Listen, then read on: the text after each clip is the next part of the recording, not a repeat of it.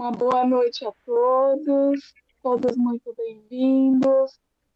E é com muita alegria e com muita gratidão que nós vamos iniciando a nossa aula de hoje, agradecidos mais uma vez por essa oportunidade bendita que temos de estar aqui todos reunidos em busca do conhecimento, em busca do aprendizado, em busca da nossa melhora, tanto a melhora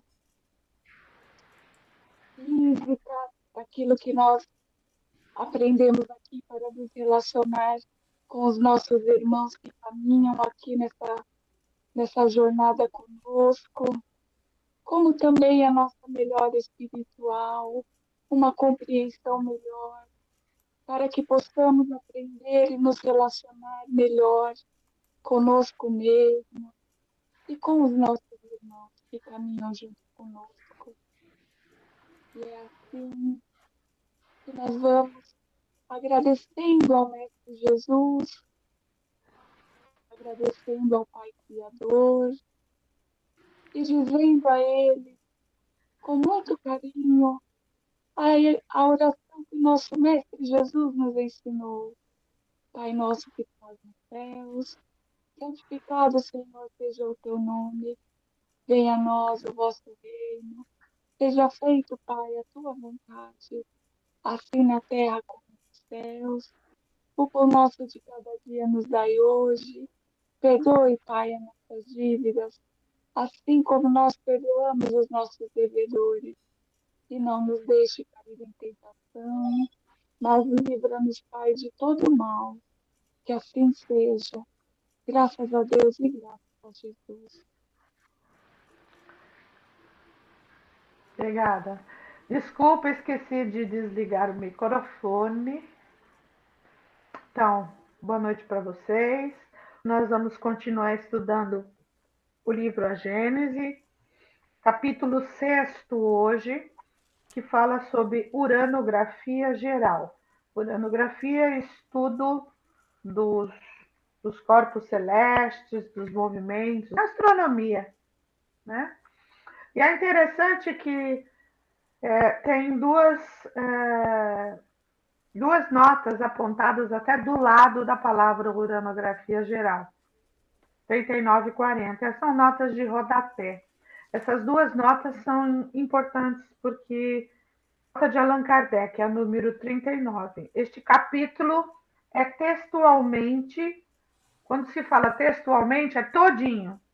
O texto todinho foi extraído de uma série de comunicações ditadas à Sociedade Espírita de Paris em 1862 e 1863, sob o título de Estudos Uranográficos e assinadas pelo Espírito Galileu.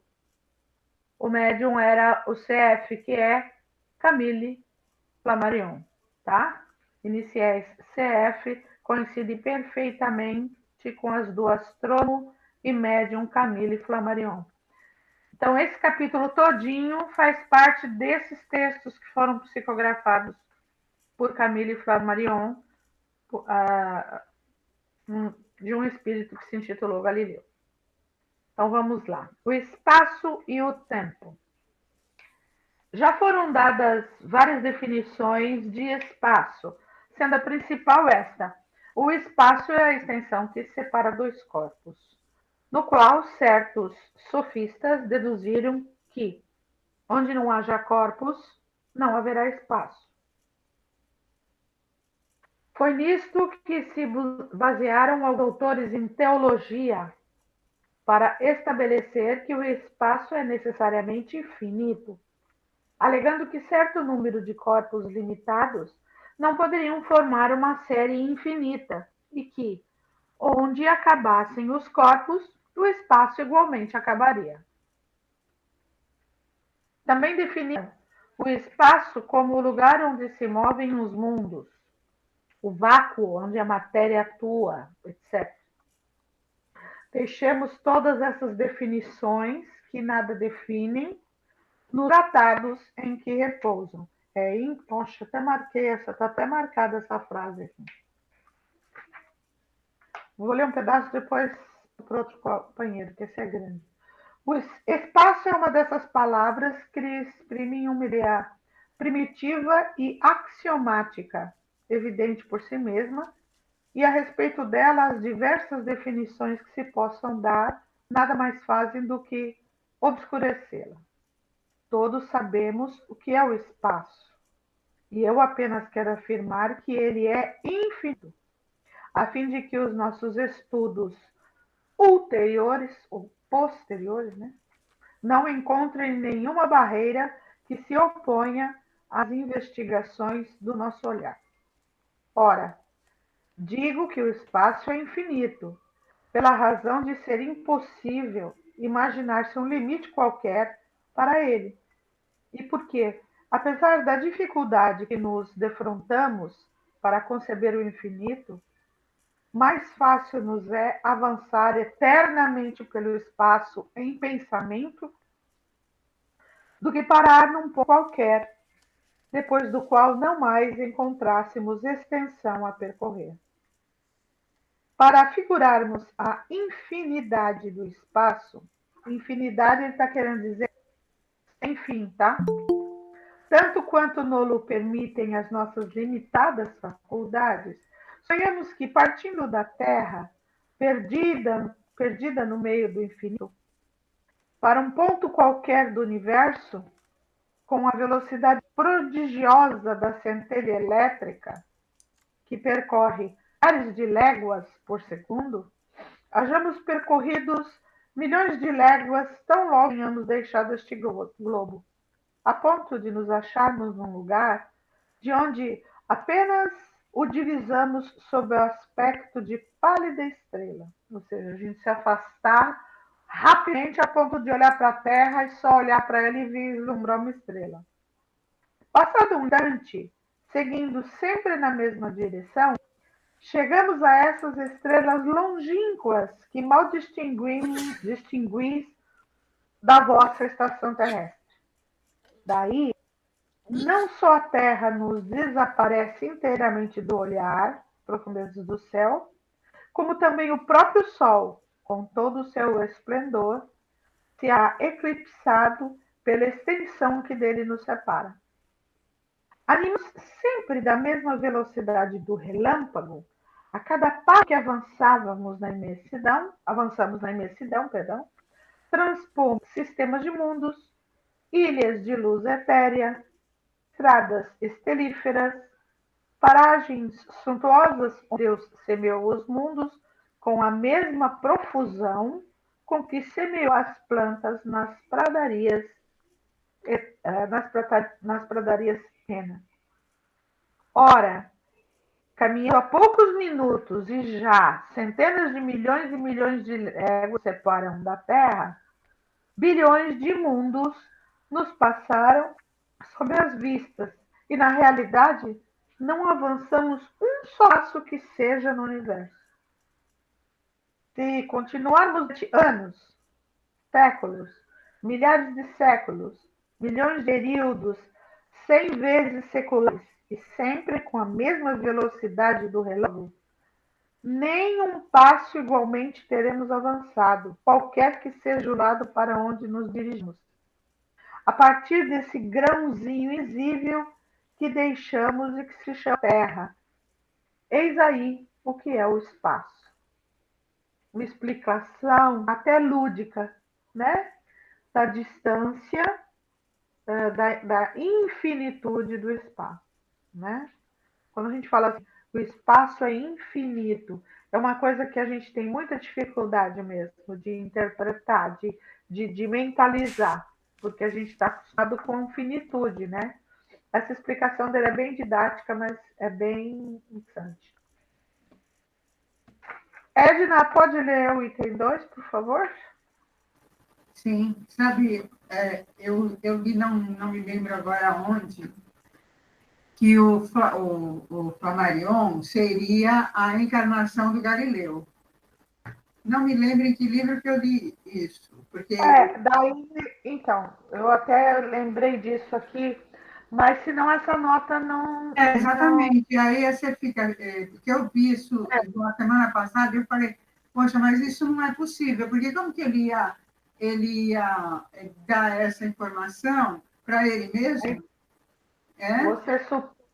Você supõe que essa informação de que Flammarion foi a encarnação de Galileu não é a verdadeira. Exatamente, É exatamente. mais fácil é mais crível ter É, acontecido isso. O médium Flammarion ter recebido essa mensagem do exatamente, Espírito, exatamente. né? Então, o tempo, tal como o espaço, é uma palavra definida por si só. Faremos uma ideia mais justa dele, estabelecendo sua relação com o todo infinito.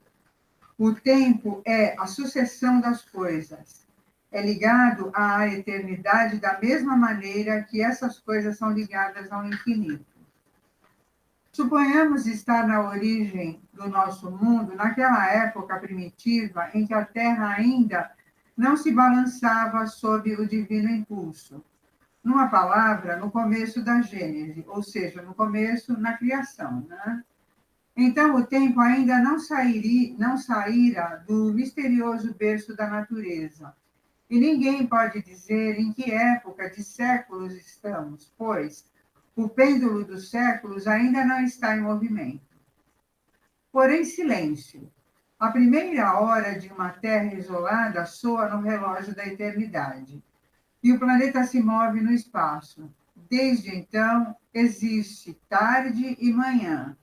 Além da Terra, a eternidade jaz impassível e imóvel, embora o tempo caminhe em outros mundos. Sobre a Terra, o tempo a substitui, e durante uma série determinada de gerações serão contados os anos e os séculos. Olha que coisa interessante, né?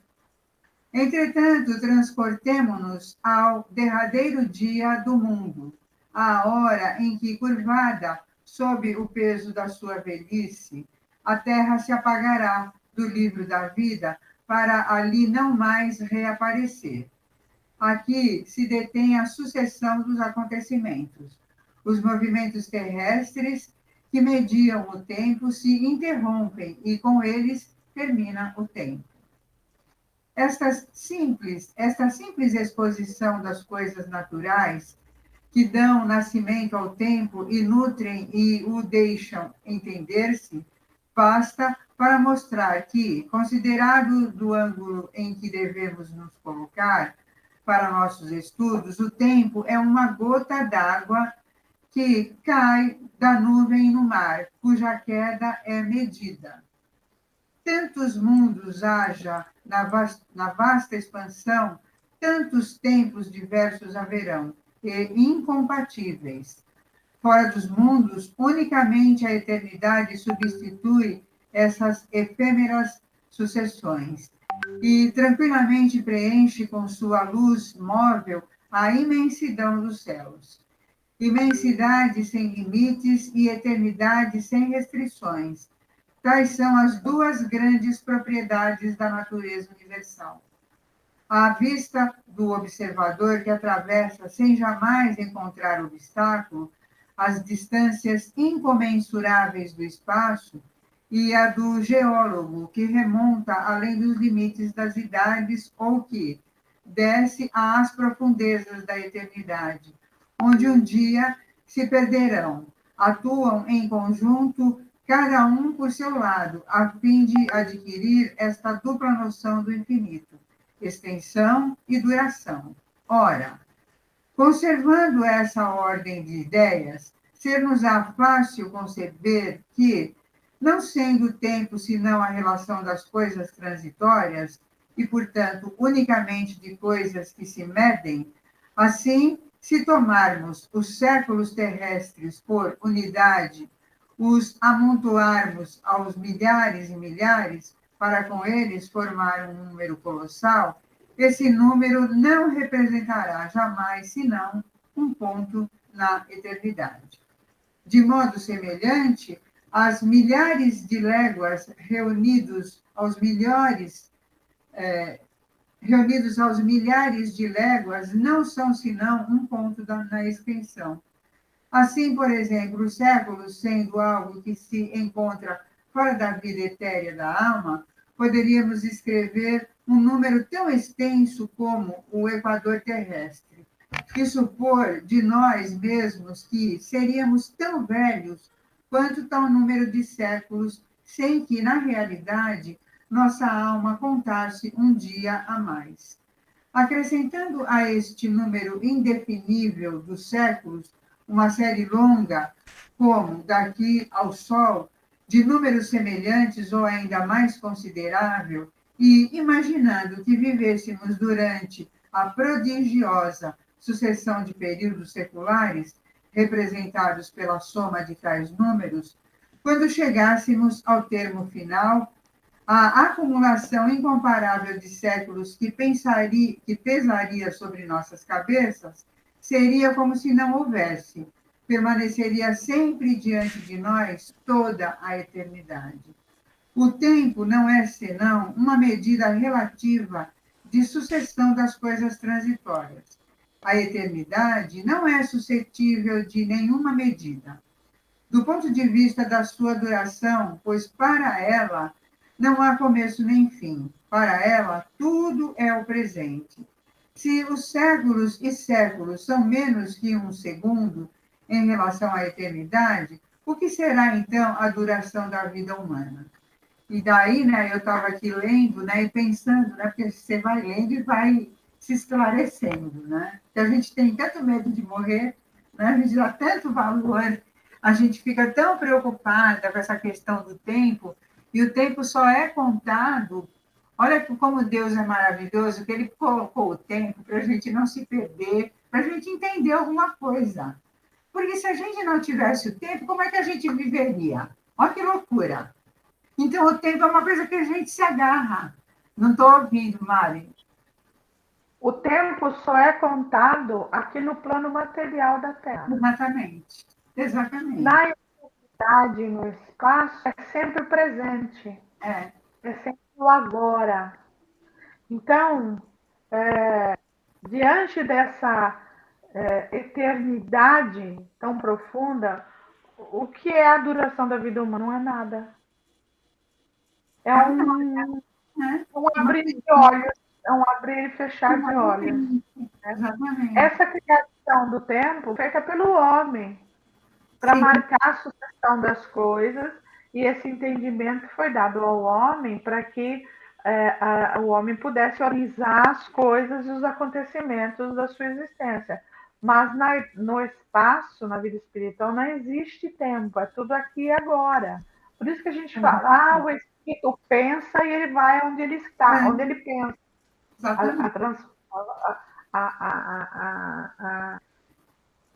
O deslocamento é instantâneo. Não é que é instantâneo, é porque lá só tem o presente. É maravilhoso isso, né? E a gente preocupado com isso mesmo, ainda bem lembrado, bem lembrado. Né? Lucinei ler a matéria para nós, o item 3 e o item 4. Leio a matéria. À primeira vista, nada parece tão profundamente variado, tão essencialmente distinto, como as diversas substâncias que compõem o mundo. Entre os objetos que a arte ou a natureza apresentam diuturnamente aos nossos olhares, estariam dois que mostram uma identidade perfeita, ou apenas uma semelhança de composição? Quanto à diferença sob o ponto de vista da solidez, da compressibilidade, do peso e das propriedades múltiplas dos corpos entre os gases atmosféricos e o filão de ouro, entre a molécula aquosa da nuvem e a do mineral que forma a constituição óssea do globo, quanta diversidade entre o tecido químico das diversas plantas que decoram o reino vegetal e o dos representantes não menos numerosos da animalidade na Terra. Entretanto, podemos estabelecer como princípio absoluto que todas as substâncias conhecidas e desconhecidas, por mais distintas que pareçam ser, seja sob o ponto de vista de sua constituição íntima ou sob o aspecto de sua interação recíproca, são apenas modos diversos sob os quais a matéria se apresenta, as variedades nas quais ela se transforma, sob a direção das inúmeras forças que a governam. Ou seja, a matéria ela é sempre a mesma, né? Aí ela, conforme as transformações daquilo que ela vai sendo afetada, vamos dizer assim, aí ela vai se modificando. Nós vamos ver aqui que ele vai falar o próximo parágrafo, que na química as coisas são assim, nós temos os elementos. H2O é água, a OH2 é outra coisa, CO2 é uma coisa, CO é outra coisa. Então, são os mesmos elementos químicos, ou seja, a mesma matéria, que combinadas de maneiras diferentes formam toda a variedade de matéria, ou seja, de matéria física, né, que a gente conhece, inclusive nós. Tá certo. A química, cujo processo foi muito rápido após a minha época, pois naquele tempo seus adeptos a relegavam ainda ao domínio secreto da magia. Essa nova ciência que, com justa razão, pode se considerar como filha do século da observação e como baseada unicamente e com mais solidez que suas irmãs mais velhas sobre o método experimental. A química, digo eu, muito esclareceu quanto aos 4 elementos primitivos, que os antigos estavam de acordo em reconhecer na natureza. Ela mostrou que o elemento terrestre é a combinação de substâncias diversas, variáveis ao infinito, que o ar e a água são igualmente decomponíveis, que são o produto de um certo número de equivalentes de gás, que o fogo, longe de ser um elemento principal, é apenas um estado da matéria, resultante do movimento universal, ao qual está submetida e de uma combustão perceptível ou latente. Em compensação, ela descobriu um número considerável de princípios até então desconhecidos, que lhe pareceram formar, mediante determinadas combinações, as diversas substâncias, os diversos corpos que ela tem, os diversos corpos que ela tem estudado e que atuam simultaneamente, segundo certas leis e em certas proporções, nos trabalhos efetuados no grande laboratório da natureza. Esses princípios ela os denominou corpos simples, indicando que o considerava primitivos e indecomponíveis, e que nenhuma operação até hoje soube reduzi-los à parte mais simples que eles próprios.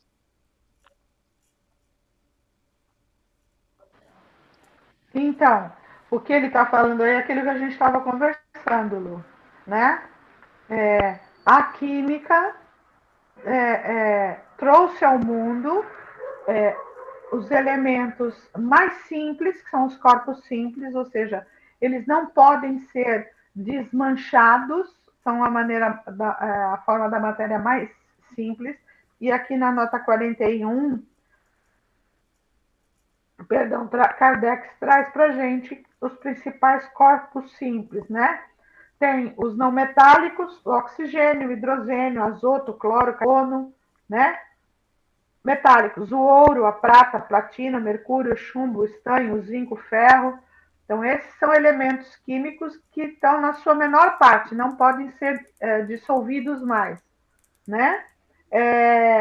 E aqui ele fala na nota no item 42 que a respeito dos corpos simples é conveniente para mais detalhes o exame de classificação periódica natural dos elementos de Mendeleev, que nada mais é que a nossa bela e conhecida tabela periódica da época do colegial e do ginásio, tá?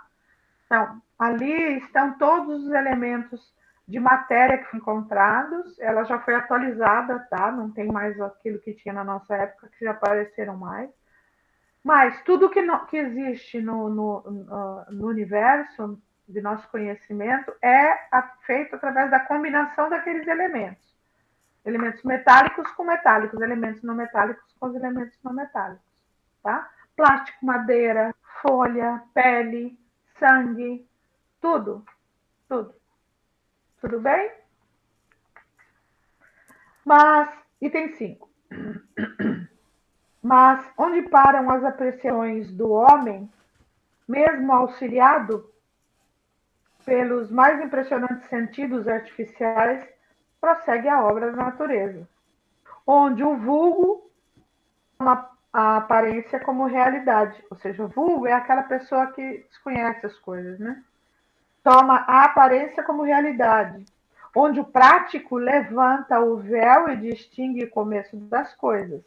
E o olhar daquele que pode captar o modo de agir da natureza apenas vê nos materiais constitutivos do mundo a matéria cósmica primitiva, olha aí, diversificada em certas regiões na época do seu aparecimento, repartida em corpos solidários entre si, enquanto têm vida, e que um dia se desmembram por efeitos da decomposição no receptáculo da extensão.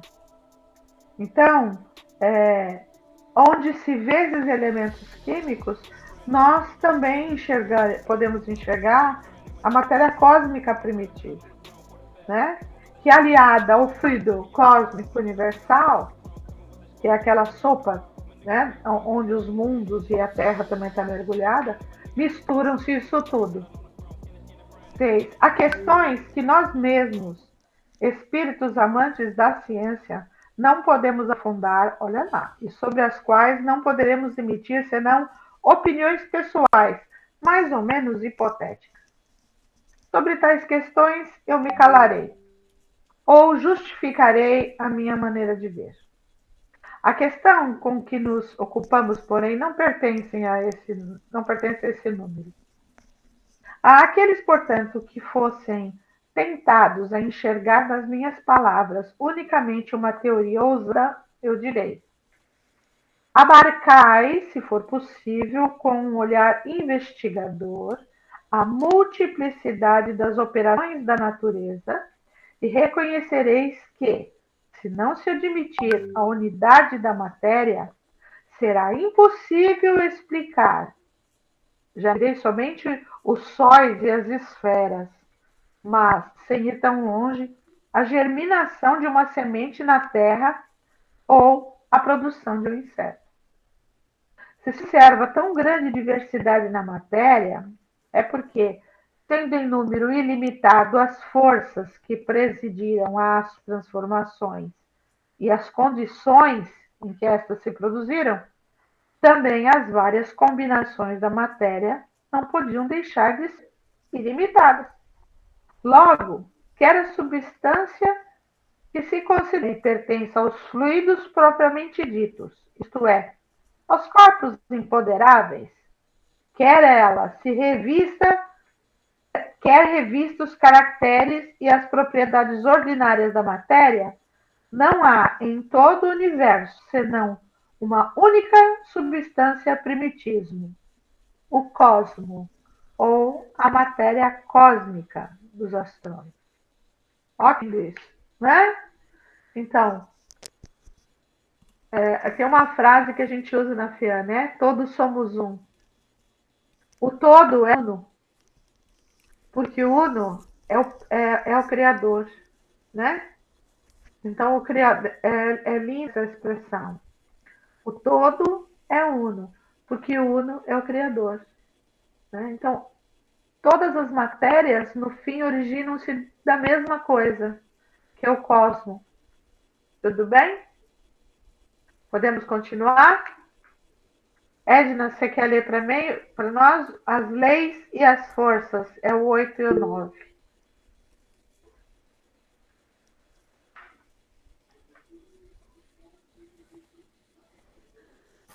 As leis e as forças, olha eu sem micro. Se um desses seres desconhecidos que consomem sua existência efêmera no fundo das regiões tenebrosas do oceano, se um desses poligástricos, uma das nereidas miseráveis animálculos, que não conhecem da natureza outra coisa senão os peixes ictiófagos e as florestas submarinas, recebesse de um só golpe o dom da inteligência, a faculdade de estudar seu mundo e de estabelecer sobre suas apreciações um raciocínio conjectural que abrangesse a universalidade das coisas, que ideia formaria da natureza vivente que se desenvolve em seu meio ambiente e do mundo terrestre que não pertence ao campo das suas observações? Enquanto isso, se por um efeito maravilhoso do seu novo poder, este mesmo ser conseguisse elevar-se acima de suas trevas eternas à superfície do mar, não longe das bordas opulentas de uma ilha coberta de esplêndida vegetação, com solo fértil, onde houvesse um benéfico calor, que opinião teria a respeito de suas teorias antecipadamente formuladas a respeito da criação universal? Teoria que seria logo eclipsada por uma apreciação mais extensa, embora também relativamente incompleta, tal como a primeira. Tal é, ó homens, a imagem da vossa ciência, que no seu todo ainda é especulativa. Nossa, agora ele falou que a gente é assim, a gente não sabe nada, tá? Então, fica quieto. Ele falou que nós somos poeira cósmica. Vocês são Exatamente. escravos dessa poeira. A gente não sabe absolutamente nada. Aqui tem uma nota, que está aqui no meu livro aqui embaixo, que eu vou ler, que é o número 3, tá? Então, é a situação dos negativistas do mundo dos espíritos, logo que se vê, e logo que se vê, abrem a seus olhos os horizontes deste mundo, depois de se haverem despojado de seus veículos materiais. Ele está falando o seguinte, né? Que a gente está aqui e, de repente, a gente volta para o mundo espiritual.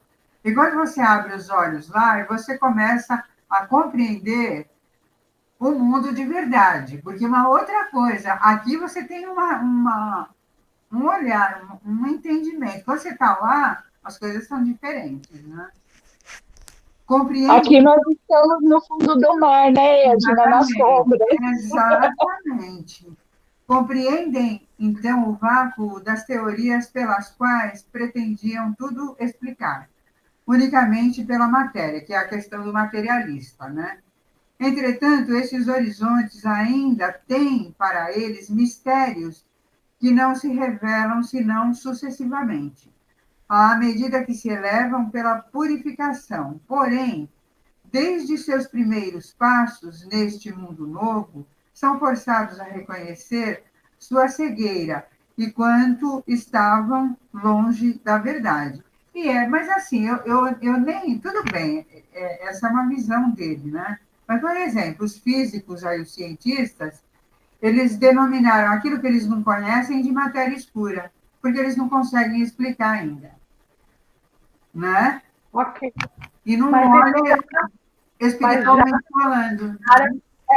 eles não têm o olhar espiritual, só o olhar material. Mas eles já intitulam de que existe alguma coisa, que é a Exatamente. Que já é muito, né? Ele diz assim: aqueles que negam o mundo dos espíritos, quando adentram o mundo espiritual, percebem a tolice, como eram vazias as afirmações, as razões que eles davam para não acreditar. E as razões vão se tornando cada vez mais fracas até serem abolidas na medida que ele vai despertando e conhecendo como é o funcionamento. Exatamente. As coisas não se baseiam na matéria. A matéria que nós conhecemos, ela é um reflexo do mundo espiritual, do que ela é, do fluido cósmico universal, da conjugação de fatores, de elementos, para que a matéria exista. Tanto é que ela existe diferentemente em cada mundo, de acordo com a evolução. O que eu chamo de matéria plástico aqui não é o plástico em outro planeta. Sim. E assim sucessivamente.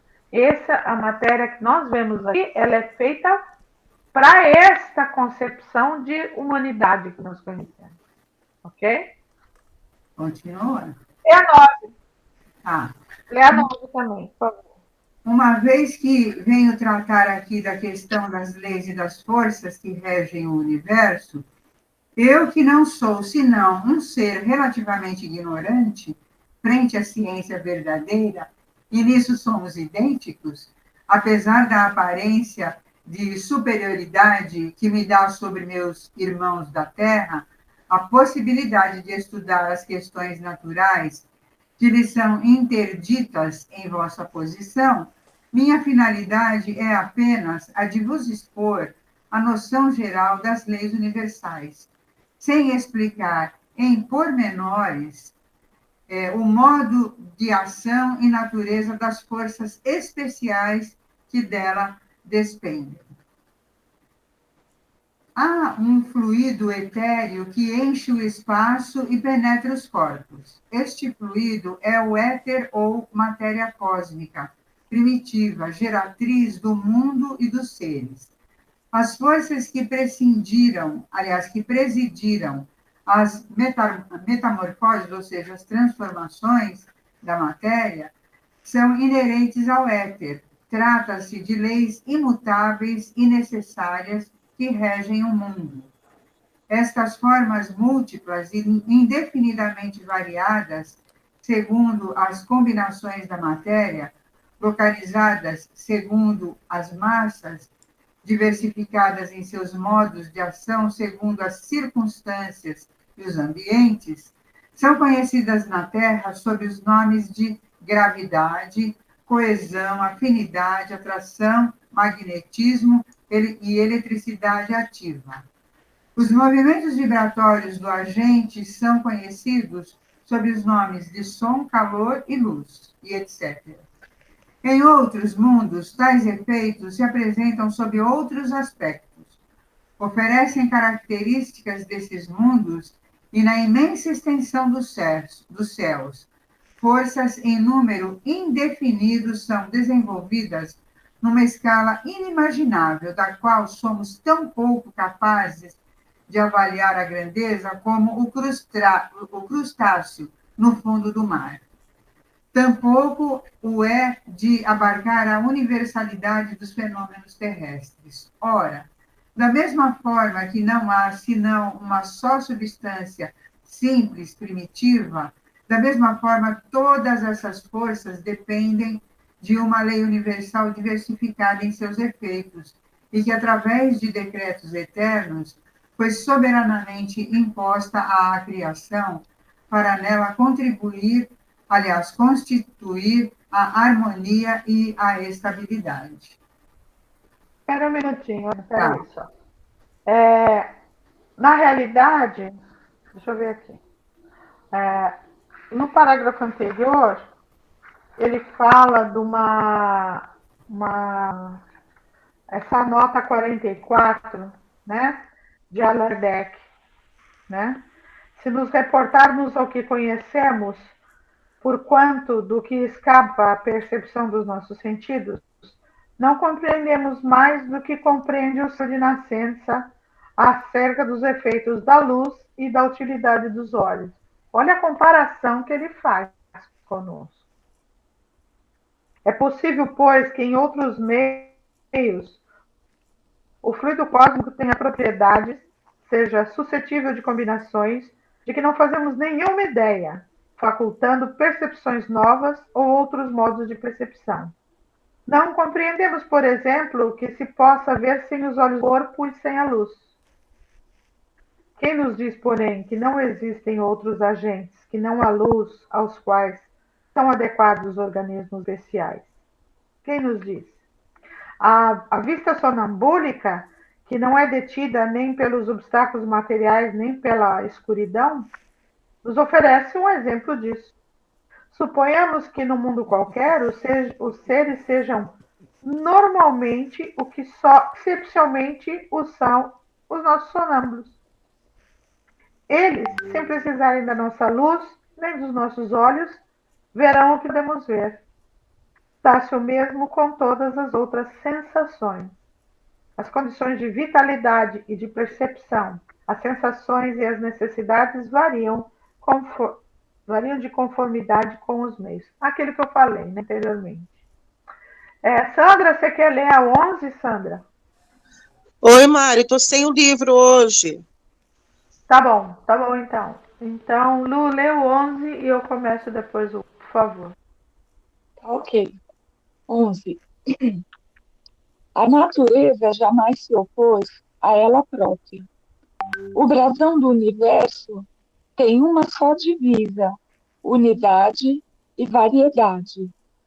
Remontando a escala dos mundos, encontra-se a unidade da harmonia e da criação, ao mesmo tempo que uma variedade infinita nesse mesmo canteiro de estrelas. Percorrendo os degraus da vida, desde o último dos seres até Deus, a grande lei da continuidade se faz reconhecer, considerando as forças nelas mesmas. Pode-se formar uma série cuja resultante, confundindo-se com a geratriz, que é a lei universal.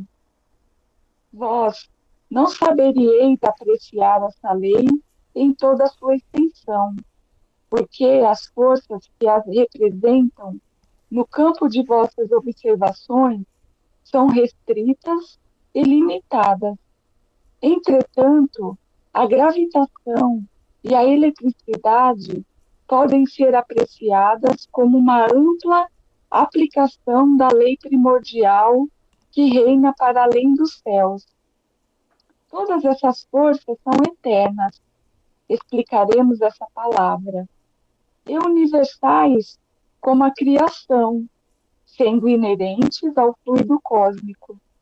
Elas atuam necessariamente em tudo e para tudo, modificando sua ação por sua simultaneidade ou pontos latentes ou secretas em outros. Mas preparam, dirigem, conservam e destroem os mundos em seus diversos períodos de vida, governando os trabalhos maravilhosos da natureza em qualquer ponto que se executem, assegurando para sempre o eterno esplendor da criação.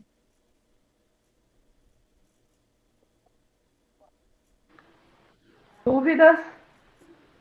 Tudo bem? Ô, Podemos Mari, seguir. aqui nesse parágrafo está relacionado à questão, quando fala de destruição, de renovação, está relacionado à lei do progresso, porque tudo tem uma utilidade, né? Sim. Tudo tem um propósito. Então, que a gente sabe que nada se destrói, né? Ela se modifica, é isso? Isso. Se elas são características do fluido cósmico e atuam necessariamente em tudo e em toda parte, né? Predomina ali, apaga-se ali, né? Vivas ou ocultas em outro.